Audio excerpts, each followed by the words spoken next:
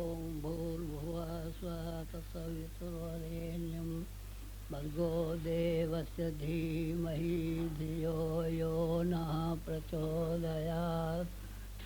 देवियों भाइयों, ये समय इस तरह का है कि जिसको सामान्य नहीं असामान्य कहना चाहिए। युग संधि का समय है, युग बदल रहा है। युग बदलता है तो आप जानते हैं ना, कुछ हेर फेर होता है। बच्चा पैदा होता है, पेट में से निकल के बाहर आता है तो कितनी पीड़ा होती है। पुराना युग जा रहा है, नया युग चला रहा है। इसमें दो काज हो रहे हैं, एक बिगाड़ हो रहे हैं, एक बनाव हो रहे हैं। बिगाड़ क्या होने वाले हैं? बिगाड़ वो होने वाले हैं जिसके के बारे में बाइबल ने कहा था 7 टाइम आएगा और दुनिया तबाह हो जाएगी। जिसके बारे में कुरान शरीफ ने इस्लाम धर्म में ये कहा था कि 14वीं सदी आएगी और दुनिया तबाह हो जाएगी। और भविष्य पुराण में ये लिखा हुआ है कि दुनिया आएगी और तबाह हो जाएगी। ये तबाही का भी समय है और बनाने का भी समय है। एक और बन रहा है, एक और ये बन रहा है। नींव खोदते जाते हैं और आगे से चिनाई भी होती जाती है। लंबी वाला मकान बनाना होता है तो नींव खोदने वाले नींव खोदते जाते हैं, गिट्टी वाले गिट्टी डालते जाते हैं। खोदने का भी काम शुरू होता है और उस ओर से उसको बनाने का भी काम शुरू हो जाता है। बनाने का और बिगड़ने के दो काम एक साथ शुरू हो रहे हैं।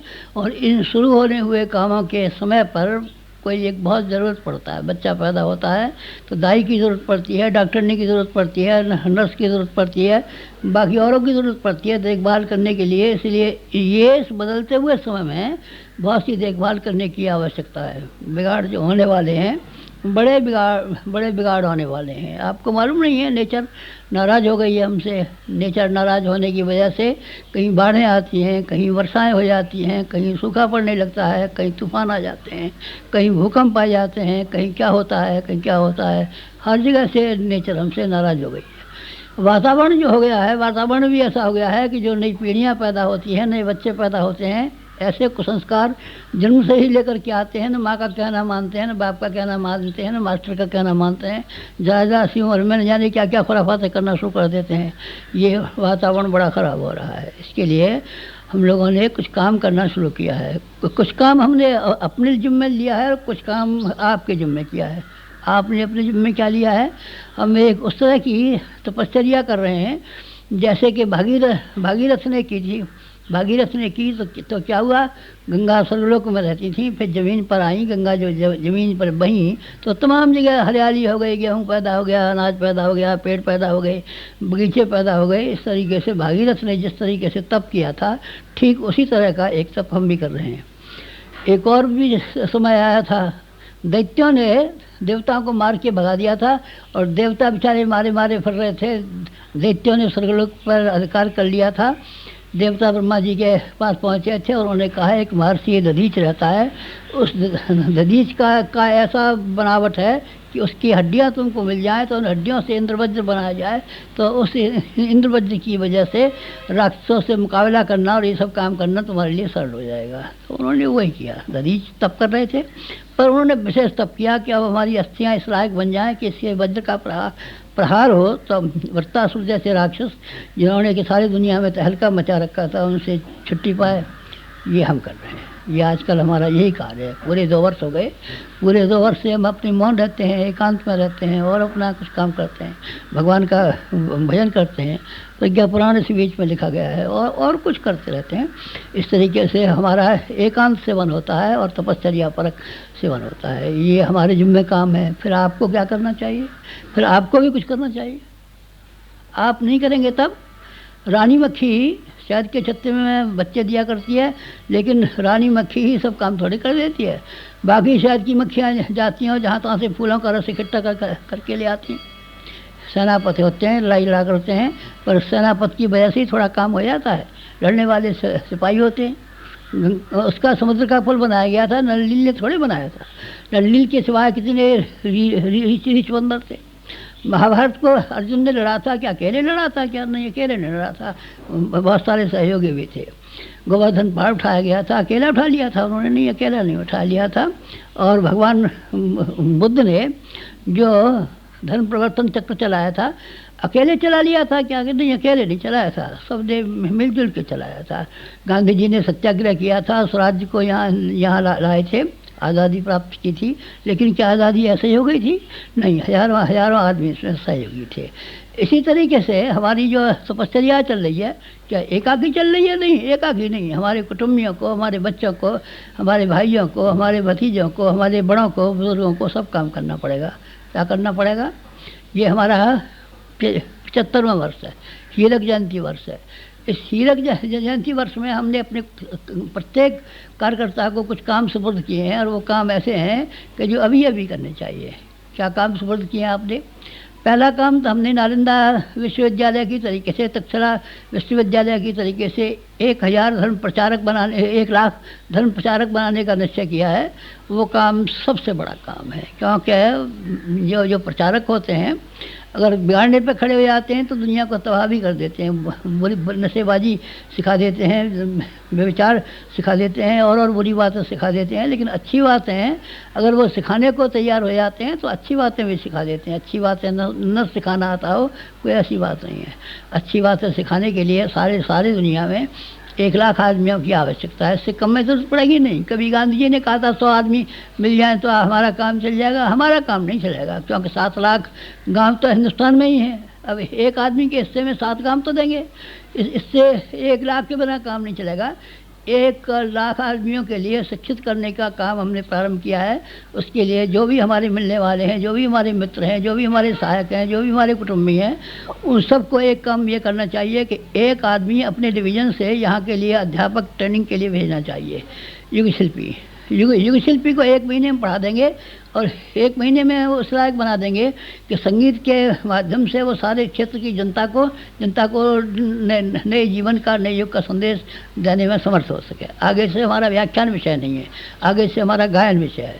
गायन के विषय संगीत को लेकर के चलेंगे तो आप एक काम ये कीजिए कि एक आदमी अपने डिवीज़न से इस तरह का भेजिए जो कि मुस्तैद हो, जिसके पास समय भी हो, सेवा भावी भी हो, और सीखने में जिसकी रुचि भी हो। ऐसा बड्डा बीमार भेज देंगे तो हम करेंगे क्या? उसका न उसे चला जाता है, न दिखाई पड़ता है। वहाँ गुरु जी के यहाँ चले जाओ, योग शिल्पी में भाड़ में गिरेगा यहाँ करके, या यहाँ क्या करेगा?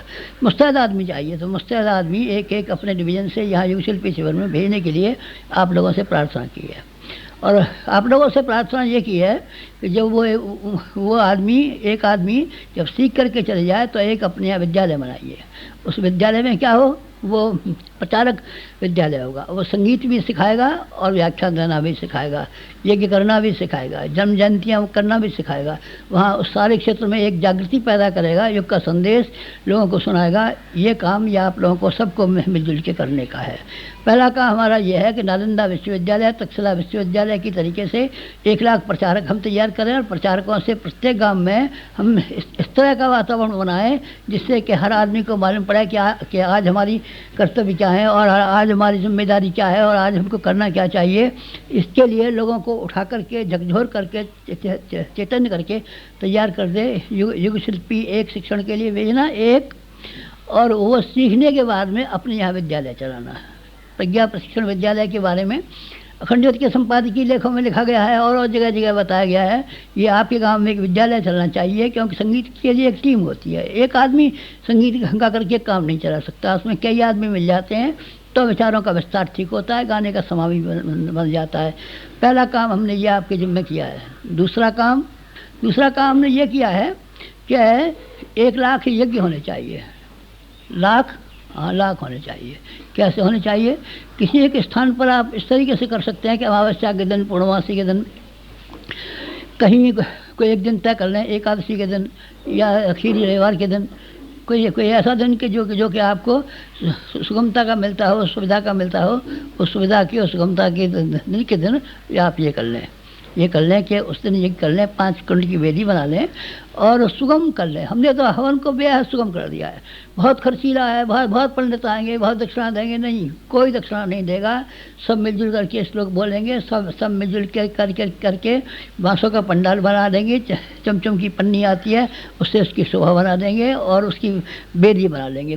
कुंड बनाने की भी ज़रूरत नहीं है, चौकोर आप वेदी बना दें, 24 अंगुल चौड़ी, 24 अंगुल लंबी और उसको 3 अंगुल ऊंची। इस तरह की वेदी के ऊपर चौक पूर करके उसी पर हवन हो सकता है।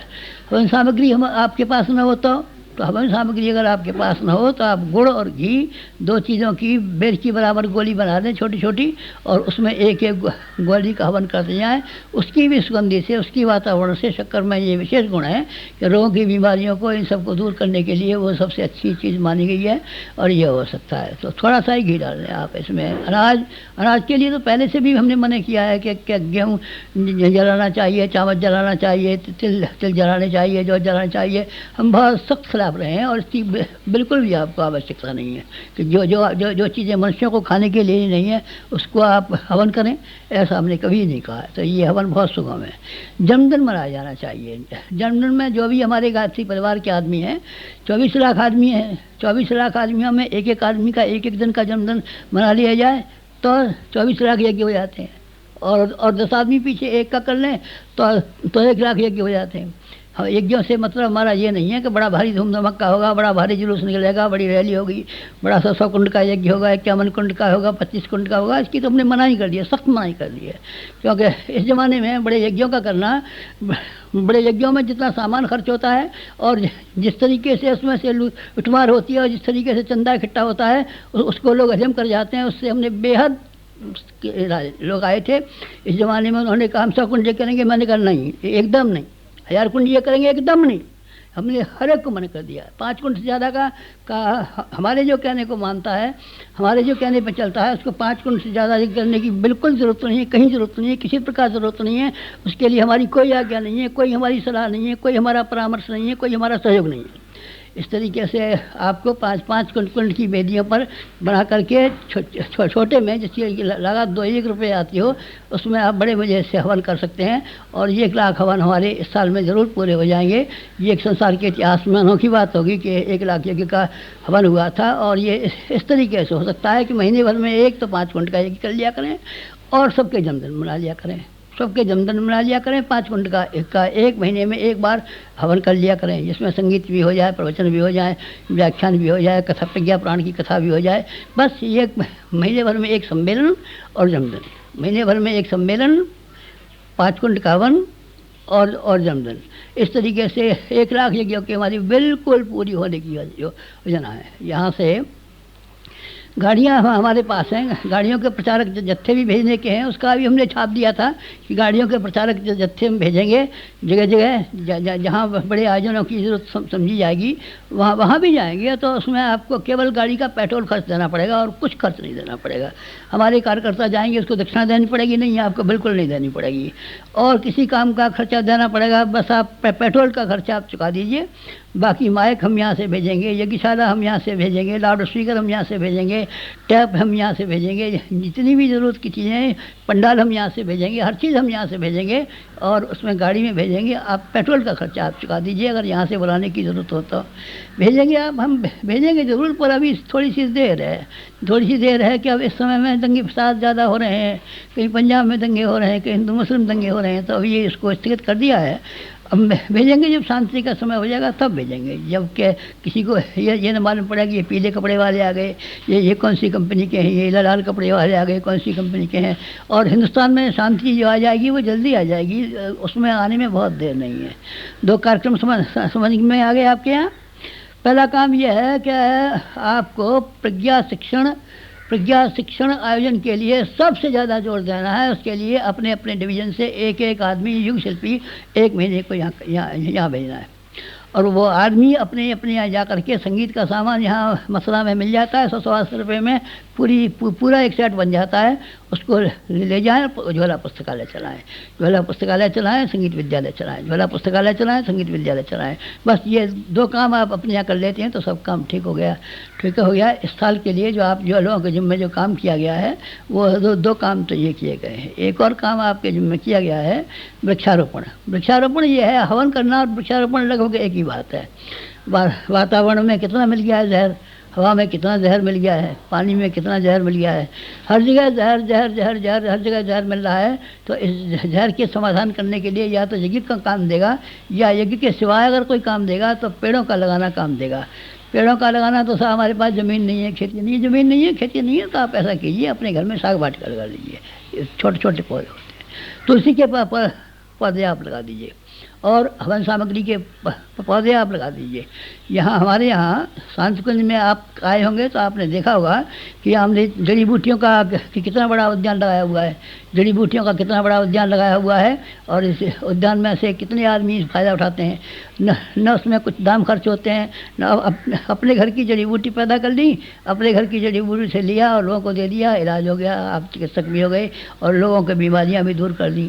साथ साथ में ये है कि इससे आगे जब आपको हवन करने पड़ेंगे तो उस हवन करने के लिए सामग्री की आपको ज़रूरत पड़ेगी। सामग्री के जो पत्ते हैं, उनके पेड़ जो हैं, उन्हीं के पत्तों को, पेड़ों को आप लेकर के हवन सामग्री भी तैयार कर सकते हैं।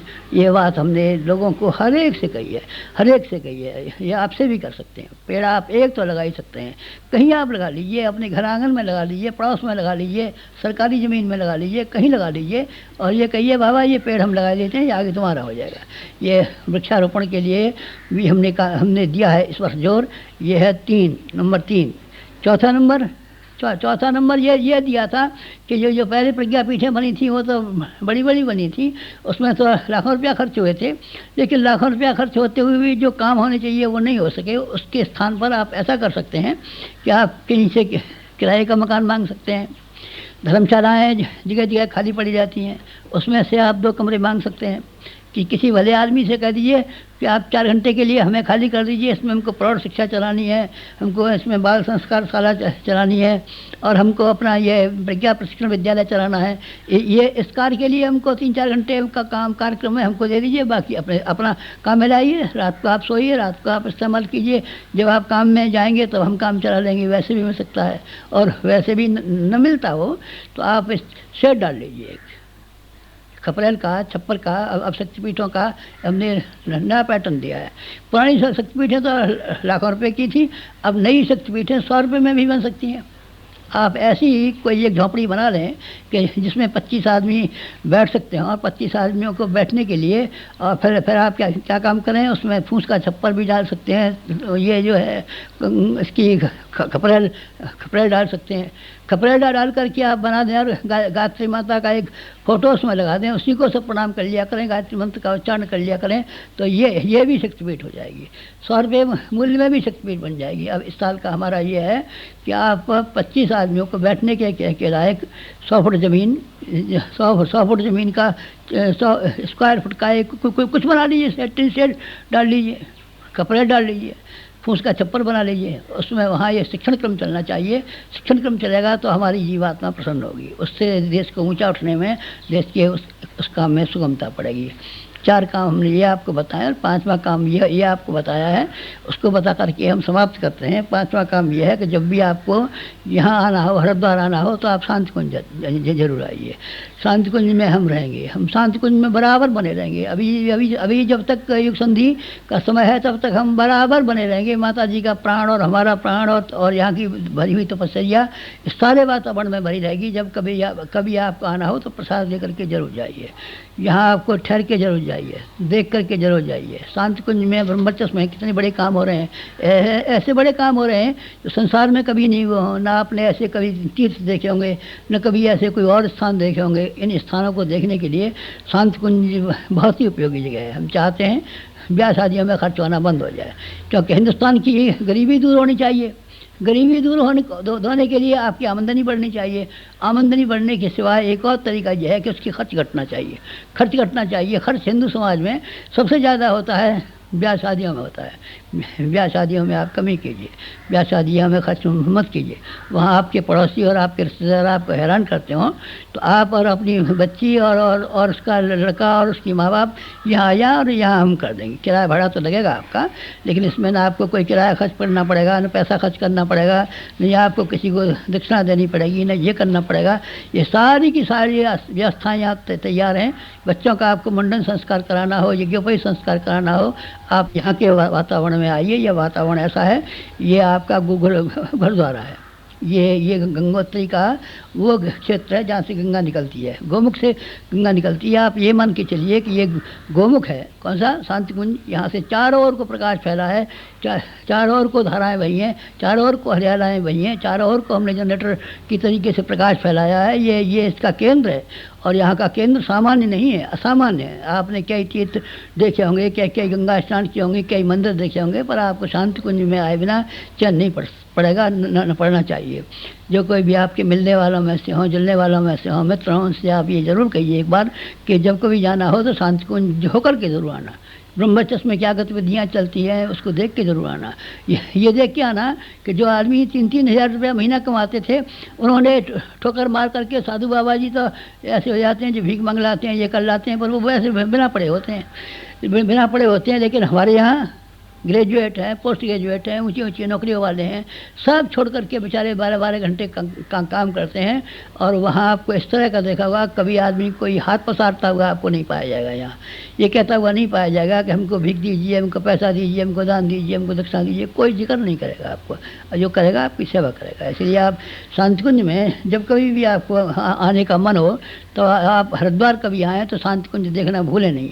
जो कोई आपके मिलने वालों में से आए उनसे आप कहें कि शांति कुंज में भूलें नहीं। बस यही आपको संदेश था। फिर एक बात सुन लीजिए, पहली बात वो है कि आपको अपना वो करना है। क्या करना है? यहाँ के लिए एक आदमी युग शिल्पी भेजना है जो कि ये शिक्षण करे तैयार। और ये करना है कि क्या आप युग शिल्पी यहाँ भेजें जो यहाँ से महीने भर के लिए सीख करके जाए। वह आपके क्षेत्र का अध्यापक होगा, मास्टर होगा, पर आपको हमको बुलाना नहीं पड़ेगा, आप उसी के द्वारा काम चला लेंगे। एक काम ये आपको बताया है कि प्रज्ञा प्रशिक्षण विद्यालय है, हमारी 1 लाख शाखाओं में होना चाहिए। शाखाएँ तो बहुत हैं, हमारे प्रज्ञा संस्थान तो बहुत हैं, स्वाध्याय मंडल तो बहुत हैं, शक्ति विद्यालय तो बहुत हैं, पर कम से कम ये सब विद्यालय चलने चाहिए, प्रशिक्षण विद्यालय। ये आपसे कहा है कि आप अपने यहाँ राग कुंड का यज्ञ करने के लिए प्रत्येक आदमी का जन्मदिन मनना चाहिए। गायत्री परिवार के हर आदमी का जन्म मनना चाहिए और प्रत्येक आदमी का ये होना चाहिए। क्या होना चाहिए? महीने भर में 1 5 कुंड का हवन प्रत्येक शाखा में, प्रत्येक जगह, प्रत्येक स्थान पर होना चाहिए। और वहाँ जो संगीत मंडलियाँ तैयार होंगी, आपको उनको गाने का मौका मिलना चाहिए, बजाने का मौका मिलना चाहिए, कहने का मौका मिलना चाहिए। और पेड़ आपको लगाने चाहिए। जहाँ जितने भी आप पेड़ लगा सकते हो वहाँ ज़रूर लगाइए। अपने पूर्व पुरुषों के नाम पर लगाइए, पुण्य के नाम पर लगाइए, खेत में लगाइए, आंगन में लगाइए। और इसके अलावा हमने ये कहा था आपसे कि आपको शांति कुंज निमंत्रण देता है। आप यहाँ ब्रह्मचर्य शोध संस्थान देख करके आइए कि कितना बड़ा रिसर्च होता है। आप यहाँ देखिए कि नवकुंड का हवन किस तरीके से होता है। आप यहाँ देखिए कि ये क्या है, सारे हिमालय का केंद्रभूत बना करके मंदिर कैसे बनाया गया है। आप यहाँ देखिए कि ये कि भगवान और गायत्री माता कैसे विद्यमान है। और आप यहाँ देखिए कि संत किसे कहते हैं, ब्रह्मचारी किसे कहते हैं, जिन्होंने अपने घर में हज़ारों रुपए की ठोकरें मार करके दिन रात काम करते हुए हैं। ऐसे स्थान पर आप देख के जरूर जाइए। ये आपसे निवेदन है, बस यही आपसे प्रार्थना है कि आप ये हमारी 4-5 बातों को ध्यान में रखेंगे। इतना करेंगे तो हम आपको अपना मित्र समझेंगे, सहयोगी समझेंगे, और ये समझेंगे कि हमारे कंधे से कंधे मिला करके और पैरों से पैर मिला करके चलने वाले हमारे भाई हैं, कुटुंबी हैं। आपसे हमें ऐसी उम्मीद है और आपको ये करना चाहिए। ओम शांति। हमारे YouTube चैनल को सब्सक्राइब करें और बेल आइकन को दबाएं ताकि आपको नोटिफिकेशंस मिलते रहें।